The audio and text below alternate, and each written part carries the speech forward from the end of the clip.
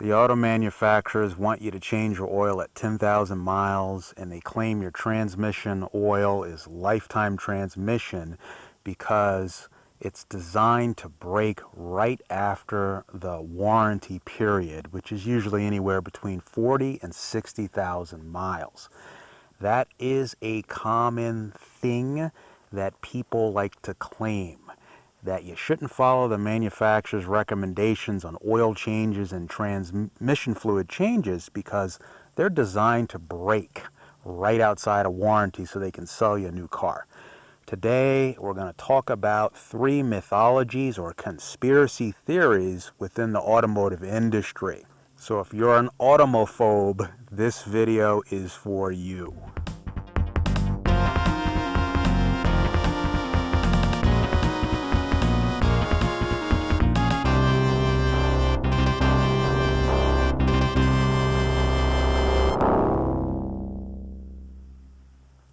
All right, let's get right to it. We're going to start with 3 common prattles about the automotive industry.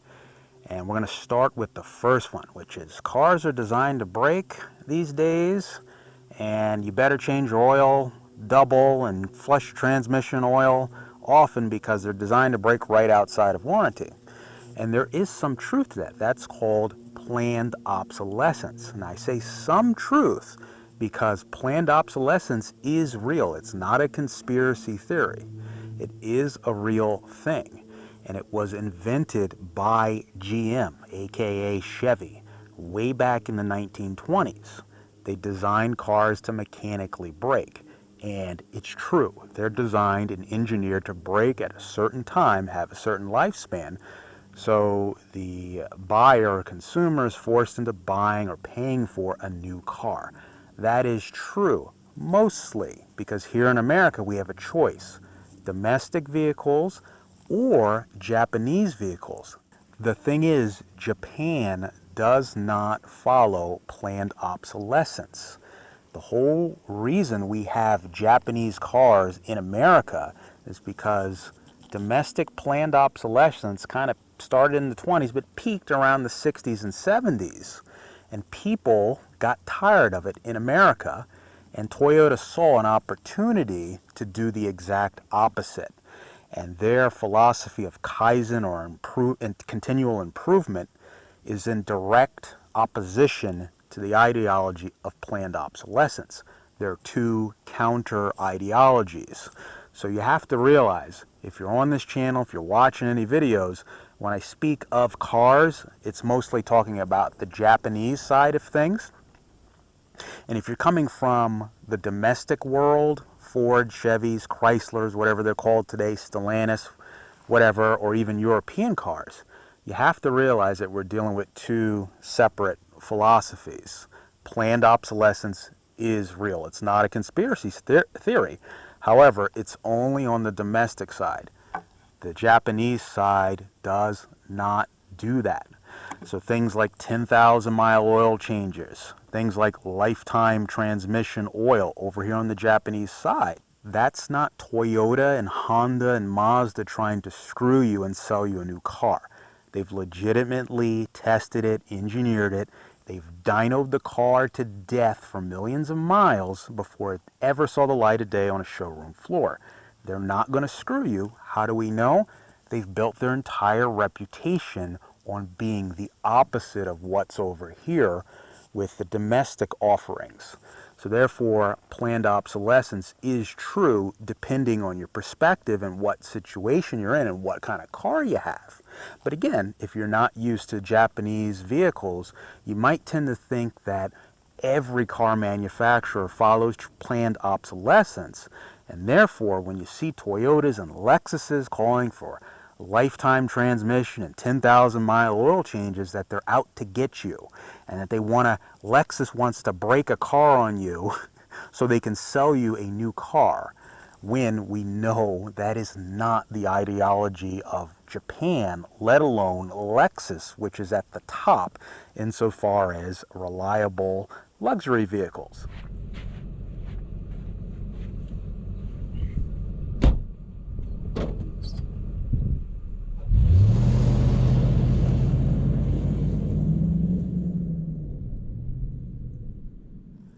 Now, planned obsolescence over on the domestic side cannot be avoided. So in a previous video, I said change your oil at the manufacturer's recommendation, which is typically 10,000 miles with synthetic oil on all cars, foreign and domestic. And a lot of people didn't like that. And they said you have to half that to 5,000 miles because, again, it's going to break as soon as that warranty period is expired and you're going to have to get a new car. Here's the thing. Those manufacturers, the domestics, that are partaking and implementing planned obsolescence, they are not going to allow the consumer to have a workaround around it. In other words, there's not going to be a backdoor way out. You can't double up the oil changes or double up the lifetime transmission oil changes and go, you know what, I've beat you, Ford, Chevy, GM, whatever, domestic, I've got you covered. I beat your planned obsolescence because I just doubled up on the oil changes. That would defeat the purpose of planned obsolescence engineering if the consumer could simply hit the bypass switch and change the oil twice as much, and then great, the planned obsolescence is gone. No. That would be synonymous. For instance, let's say you are a protagonist, or excuse me, an antagonist in a movie, and they're breaking into a bank, the bad guy's breaking into a bank vault and with a a ticking time bomb, and he glues it on the bank vault and he gets out of there. And there's a timer, like planned obsolescence, it's going to blow up at a certain amount, after a certain amount of minutes pass, and the bank vault door is going to blow off and he'll get the money, right? So imagine if the bad guy did that, but then on the time bomb itself, he also put a button that says, push this button to disable the bomb. That wouldn't make any sense. And that silly analogy there is kind of what goes on with planned obsolescence on the domestic side. There is no easy backdoor or bypass that the consumer can simply go, oh, I've got it figured out. That planned obsolescence is not going to work on me. I've got it. I'm going to change my oil twice as much. That's not the case because those engineers tasked with doing planned obsolescence in order to increase the profits of companies like GM, they would be out of business because their goals wouldn't be accomplished. So what they do in reality, real planned obsolescence, is things like plastic parts, parts that prematurely wear out, parts that are embedded deep within the engine that no buyer is going to readily re-engineer or redo. For instance, you could have a situation like direct injection where, the carbon builds up on the valves and then it overheats the valves over time, and then the valve itself, the engine valve, is designed in such a way that if it overheats over so many miles, it will snap in half, break off in the engine, and cause catastrophic engine damage. No amount of oil changes will change the carbon buildup on the valve. That's what's going on in the conspiratory mind of the planned obsolescence engineer. Furthermore, it can't be easily or practically circumvented by the user. In other words, the buyer of such a vehicle in this theoretical example, they will not buy a new vehicle and go, you know what, I'm going to pull the head and change the valves on that.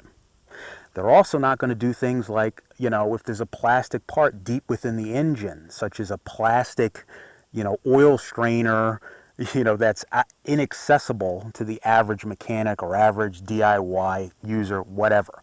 The point of this rambling is the planned obsolescence is going to be embedded deep within. It's not going to be this open back door to the bank, this cheap, flimsy, I think that was an episode on The Simpsons or something. They've got, what was it, Mr. Burns had this big, I don't know if it was his mansion or whatever, and there's a little cheap back door where somebody could just waltz in, okay? That's my analogy here.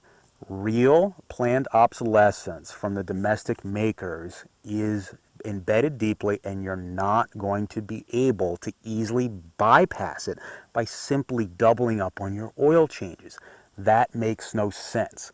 The engineers that are behind planned obsolescence are smarter than that. They want that car to break on time. outside of the warranty period. And there's no way they're going to let you change that. It is built in, it's happening, it's guaranteed, and no amount of early oil changes or hyper maintenance is going to change that. So planned obsolescence is real, but not over here with Japanese stuff.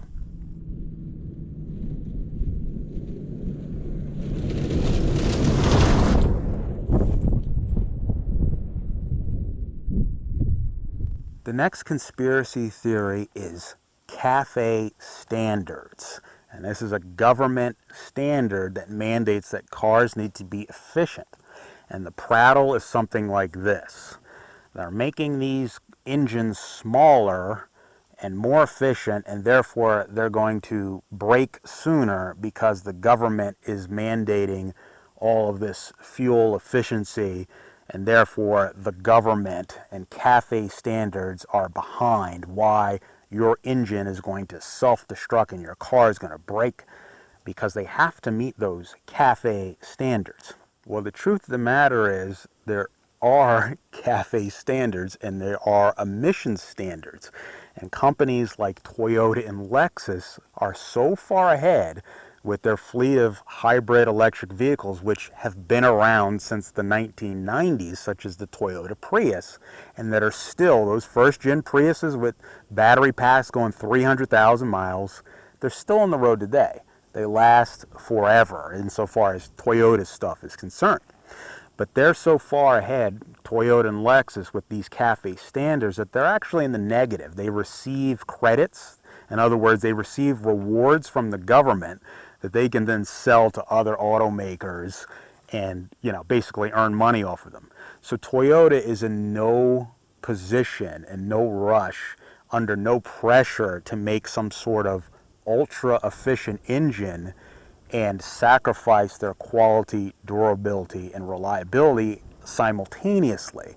Why? They're already ahead of the game. They're way ahead of the game and are actually getting paid for being ahead of the game on their old, tried and true hybrid Synergy drive, which is now not just in the Prius. It's in our Sienna minivan, it's on the Corolla, it's on the RAV4, it's on the Camry, it's on nearly all of their vehicles except for their trucks. So Toyota is under no circumstances needing or under any sort of pressure from CAFE or the government or the EPA to make some sort of explosive, self-destructing, hyper-efficient engine. Well, that would therefore screw you over.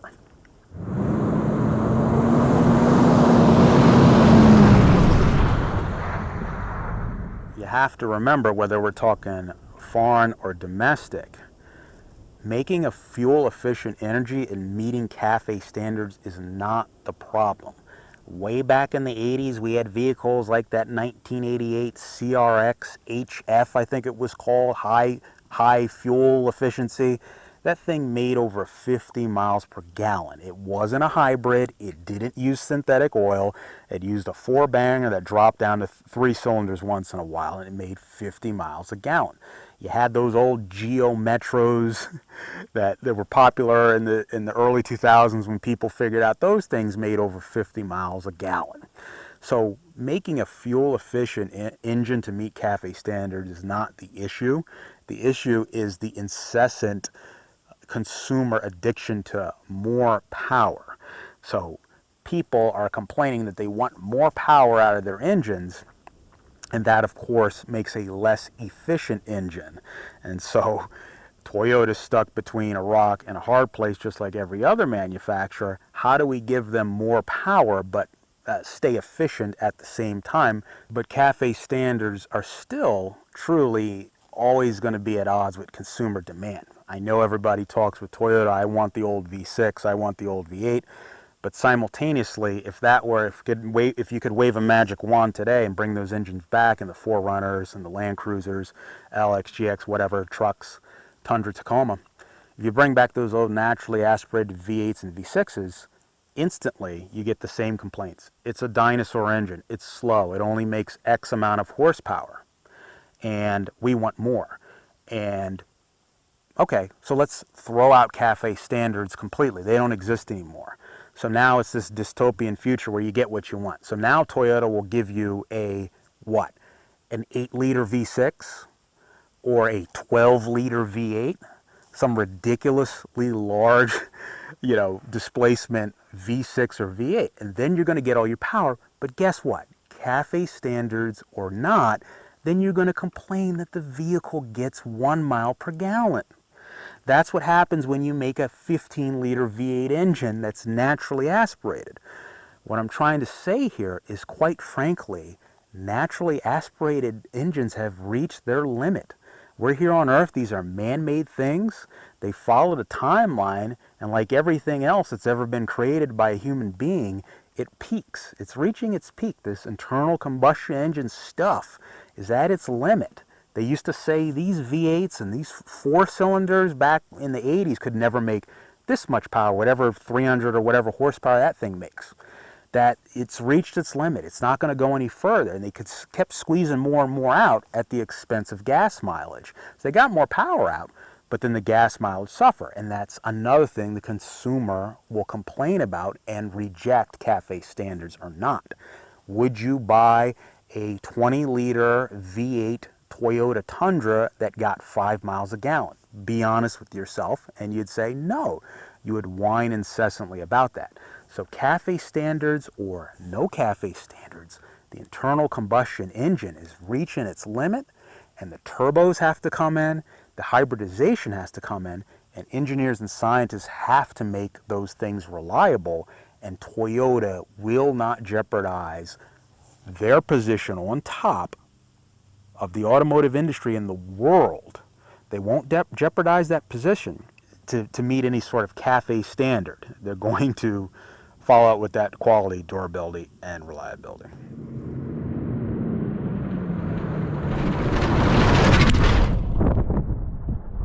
All right, the third myth is something called dynamic obsolescence. Now, this one is really affecting the younger generation. This is what you see all the time on YouTube and social media and this sort of thing. Dynamic obsolescence is the psychological need that your car is outdated, your new car is outdated, and you need a newer car. So that's called dynamic obsolescence, and that's not a conspiracy either. It's real, and it's part of kind of a branch of planned obsolescence, but planned obsolescence is truly mechanical. The parts are designed to break. In dynamic obsolescence, the amplification of the media, essentially society, social pressures, whatever, psychological social pressures, are infused or injected into the consumer, and they are induced into feeling that their new car is old after a certain amount of time.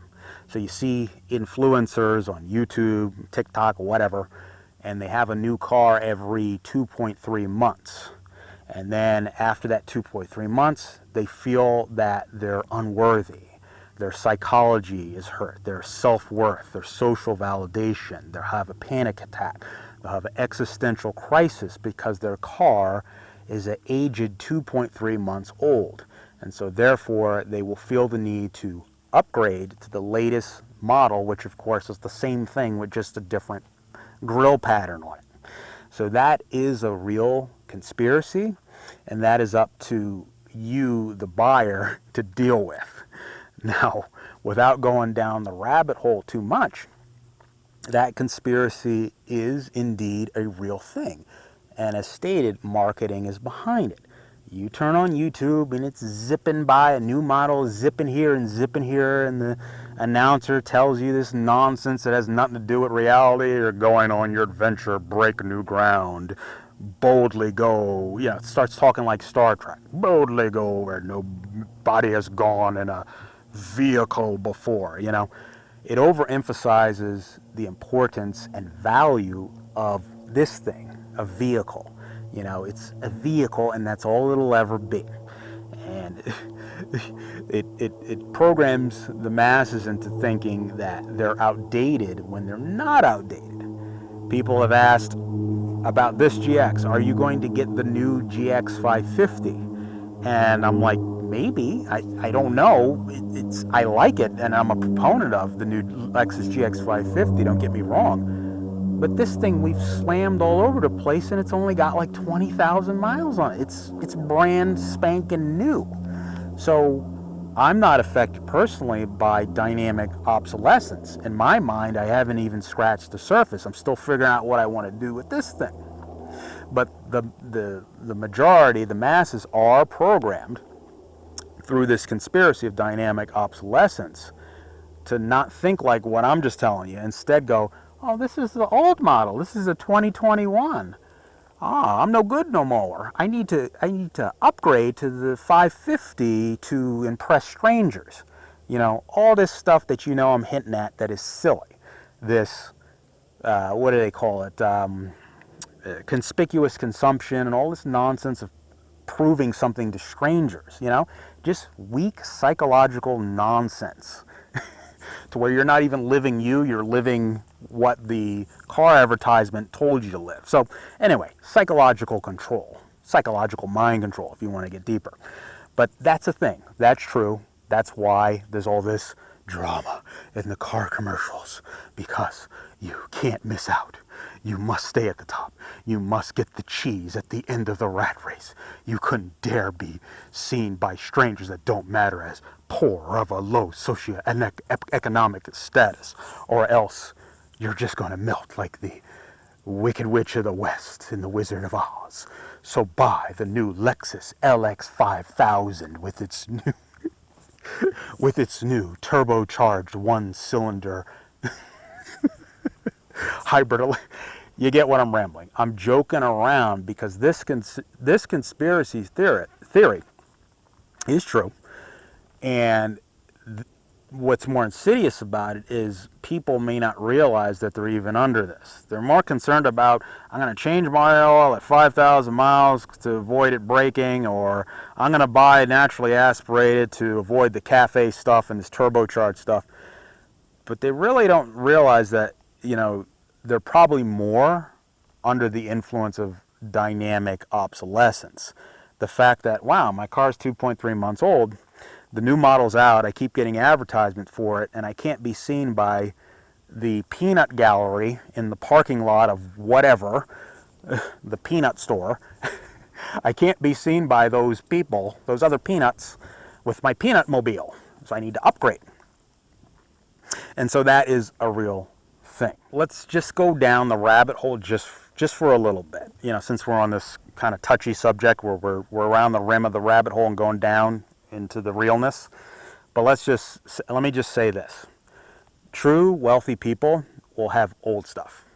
Now, I'm not talking dollars and cents. I'm not talking about riches, what you have in your bank account. I'm talking about true wealth, which is time, okay? So truly wealthy people will have good stuff, and it'll be old. If I drive down the Palm Springs or wherever you consider to be a wealthy area, you will see a lot of old 80s era Mercedes back when they were built like tanks, right? You will see a lot of old first generation Lexuses, these old timers, and these old Lexus LS, what they start out with, the 400, these old Rolls Royces, these old things. When you go in your house, it'll be good stuff.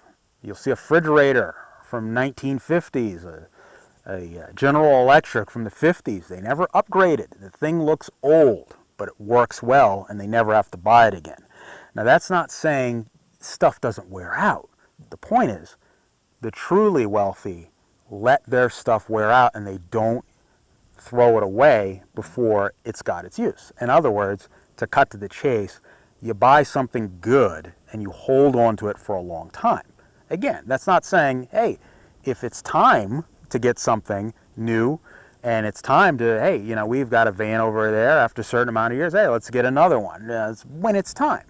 But it's not this incessant, I need it in 2.3 months, else I'd be seen as ironically poor, though I'm ironically getting on debt. You know, we bought this vehicle and both vehicles with cash. There's no debt, there's no car loan, there's no nothing. How? Why? Because we buy it when it's time. When you do things when it's time, then it'll all make sense. But the masses do the opposite. They keep buying things over and over on debt, and it keeps getting more and more debt. And like a drug, they keep needing to get a hit, and they get deeper and deeper in debt, and then more and more and more. And it's literally no different from an analysis of a heroin addict or something. They're constantly in the hole, underneath in debt, in automotive debt, trying to keep up this rat racing facade of ironically being something that they're not. So the whole thing's very ironic and very sensitive, and I said we're going down the rabbit hole, but let's climb back up out of that rabbit hole for a second, and let me just say that if you can fight that feeling of newness and instead search within yourself, what do you want out of the vehicle, whatever it is? You know, I didn't buy this for newness. I bought it because it's awesome and we can go off-road and it's tough and it's reliable and it's luxurious all at the same time. The new GX550, it has some of that. It has a lot more, but then it has a lot less. You know, without getting too specific, there's different things. So, you know, it's bigger. It's you know, it's missing the third row, which is a deal breaker for us. You know, we go on. I don't want to ramble on and on about the pros and cons. The point is, it's only marginally better than this. And so you don't, you know, unless it's time, there's no reason to rush when I haven't used this thing and get the new thing. And so you should be the same way, is what I'm trying to ramble here, if, you know, what I'm saying makes any sort of practical sense to you. Don't get caught up in that rat race of posery and pretentiousness and posing and fakery, because that's just going to lead you to debt, misery, and unhappiness. And worst of all, or most ironic of all, the people that do that, they always trade up. They're always buying the newest, latest, and greatest car, but you're never going to see them actually driving or enjoying that new car because they're too busy slaving away in the cubicle, repaying the debt, the compounding debt and compounding interest of this drug addiction of getting the latest and greatest. In other words, they just have the look. They can't actually go out and drive their car. I'm not talking about any type of particular car, motorcycle, whatever. Whatever the thing is that you're supposed to enjoy and use, you're never going to see those people that get the newest. They're just going to be outside of their garage talking about it for about 15 minutes, and then they got to get up and go to work because they got to pay it off. They're never actually going to have the time to use it, because time is wealth. And the more debt you get in chasing these drugs that have been instilled by this conspiracy called dynamic obsolescence, the more you get involved in that, the less time you're actually going to have to enjoy something true. And time and enjoyment is true wealth.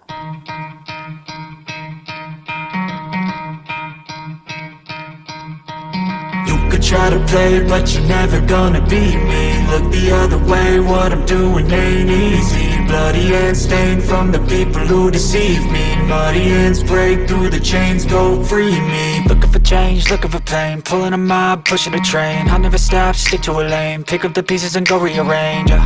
I'll be the best above all the rest, put me to the test and expect nothing less. You check as I'm chess, what's happening next? Yeah. He got the venom, a tangible weapon, no coming in second. This life is a lesson. He got a new engine from pain that's a blessing. New focus, no guessing, just bold and obsession. All in his possession, you got their attention. I'll leave an impression and take a redemption. Just kill no discretion, your mind is a weapon. 11-11, it's time for progression. You could try to play, but you're never gonna beat me. Look the other way, what I'm doing ain't easy. Bloody hands stained from the people who deceive me. Muddy hands break through the chains, go free me. People like sheep move feet, hurt it easy. You don't wanna be fast asleep when they're scheming. Better stand tall, ready for a fight, believe me. When they try the chains, you can say no, free me. So he's been looking for somebody who could save him, instead of searching inside for what they gave him. A strong will, strong mind causes mayhem. We could change the world, change times, rearrange them. Staying on pace, running the race. Life is a chase, I don't want a place. I wanna be first, work till it hurts. Dehydrated thirst till I'm in a hearse.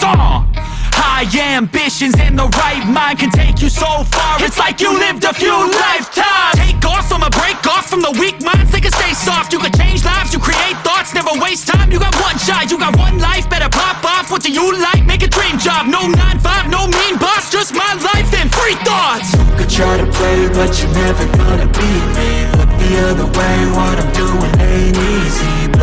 hands stained from the people who deceive me. Muddy hands break through the chains, go free me. People like sheep move feet, hurt it easy. You don't wanna be fast asleep on this scheming. Better stand tall, ready for a fight, believe me. When they drag the chains, you can say no, free me.